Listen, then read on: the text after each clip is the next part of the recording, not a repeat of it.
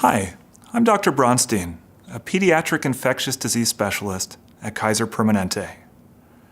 In this time of school closures and other disruptions to everyday life, many of us parents and caretakers may be wondering how to talk with our kids about COVID-19 and what to do to keep them and others healthy.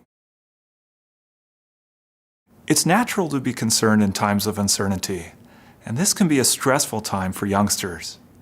The important thing to know is, based on the most current information about the impact of COVID-19, evidence shows that children who contract the virus recover well and do not appear to have serious complications.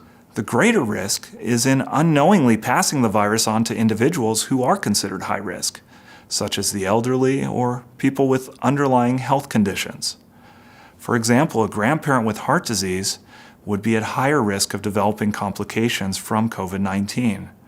So keeping children safe and unexposed goes a long way to keep everybody safe.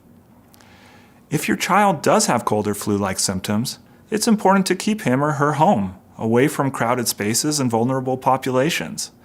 Keep your child comfortable, and be sure to call your doctor for further instructions. Children count on routines, and big changes like school closings could be unsettling to them.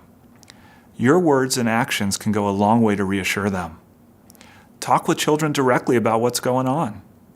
Let kids know that children are not getting severely ill from the coronavirus and that they will be okay. The reason that they might have to stay home is because we're all doing our best to protect our friends and neighbors and slow down the spread of the virus so that more people don't get sick. Make sure they know that they can play a helpful role in protecting themselves, their family, and the community. By doing things like washing hands frequently, sneezing or coughing into their elbow, and staying away from others when they're sick, they can help everyone stay healthy. It's best to relay this information in short, brief conversations, and find a time each day to check in and ask what they're hearing and if they have any questions. This will allow you to correct any misinformation they've heard, answer their questions, and offer reassurance. Providing children with daily structure lowers their levels of distress and increases their ability to cope with uncertainty and change. With children home from school, it can be helpful to set a routine for the day. Decide on a schedule that includes a time to get up, a time for schoolwork, lunchtime, and a few structured fun activities. Keep in place any existing routines such as story time, evening TV, and bedtime rituals.